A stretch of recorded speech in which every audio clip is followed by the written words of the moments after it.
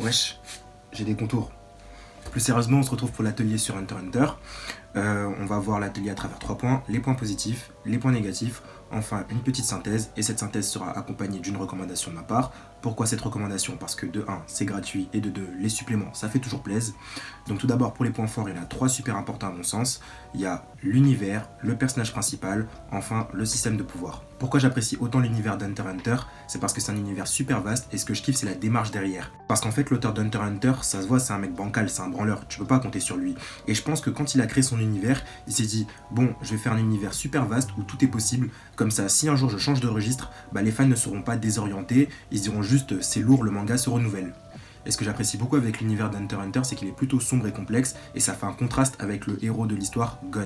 Gon, c'est un protagoniste plutôt simple, naïf, quasiment fade on peut dire, et en fait c'est intéressant d'avoir ce protagoniste là dans cette histoire complexe parce qu'il est en contraste avec toute son histoire et on ressent vraiment que c'est un choix artistique, c'est-à-dire que Togashi, lorsqu'il a choisi ce personnage, il l'a pas simplement choisi pour suivre les codes préétablis dans le manga, il l'a choisi par choix scénaristique. Et ce qui est plutôt intéressant avec Gon dans son univers, c'est son évolution. Parce qu'au début de l'histoire, Gon, comme je l'ai dit, il est naïf et simple, mais dans l'arc final d'Hunter x Hunter, l'arc Chimera Ant, il commence à s'assombrir. Et c'est plutôt intéressant de voir que les événements qu'il a vécus et son univers ont finalement réussi à le faire changer. Du coup, j'apprécie beaucoup le personnage qu'est Gon dans son univers. Je trouve que les deux fonctionnent plutôt bien, ça combine bien. Et l'un des derniers éléments importants, à mon sens, dans Hunter x Hunter, c'est le système de pouvoir. J'apprécie beaucoup le système de pouvoir dans Hunter x Hunter parce qu'il est plutôt complet.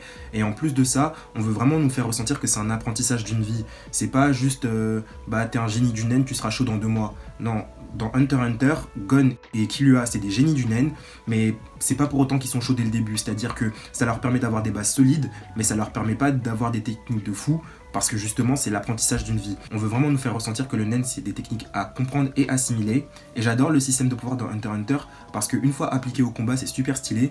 C'est-à-dire que les combats dans Hunter x Hunter, c'est comme les combats dans JoJo's Bizarre Adventure. Dans ces 2 œuvres, quand 2 personnes s'affrontent, c'est pas simplement je gagne parce que je suis le plus fort. C'est plus compliqué que ça, c'est en mode je connais mon pouvoir, je connais ses forces et ses faiblesses, maintenant je vais analyser ton pouvoir pour déterminer ses limites et du coup exploiter ses limites. J'apprécie beaucoup cet aspect du manga parce que je trouve que les combats dans Hunter x Hunter ils sont super captivants. Donc là on a fait le tour de la question des points positifs, maintenant on va parler des points négatifs, la partie la plus intéressante à mon sens parce que j'ai des trucs que je reproche de ouf à Hunter x Hunter. Tout d'abord j'aime pas la transformation de Gon à la fin de l'arc Chimera Ant.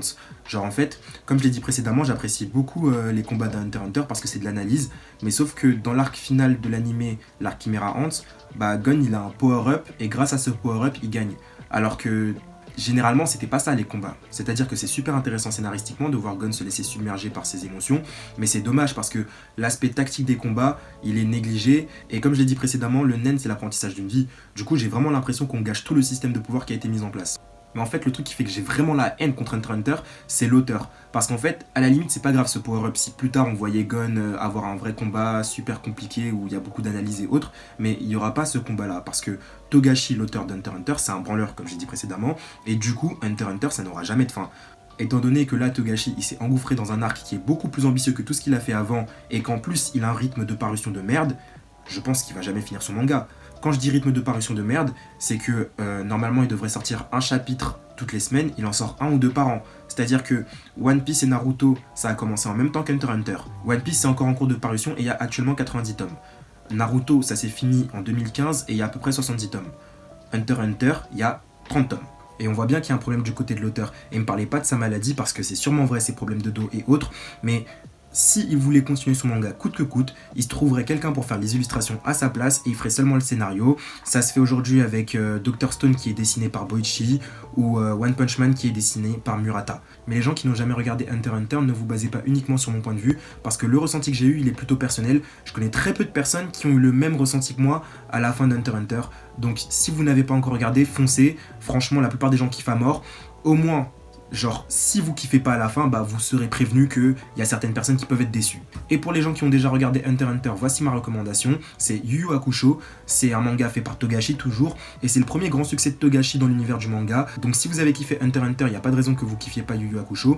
En plus, dans Yu Yu Hakusho, il y a un arc super lourd. C'est l'arc du tournoi d'arts martiaux de l'ombre. C'est le meilleur tournoi que j'ai vu dans un manga. Donc foncez, franchement, ça en vaut le coup. Du coup, si vous avez des commentaires, dites-le en commentaire. Logique. Sinon, salam. N'oublie pas de t'abonner à la chaîne YouTube, de liker et de partager. En plus de ça, Atelier Manga est présent sur les réseaux sociaux. Il y a des quiz, des articles, des débats et plein d'autres choses intéressantes.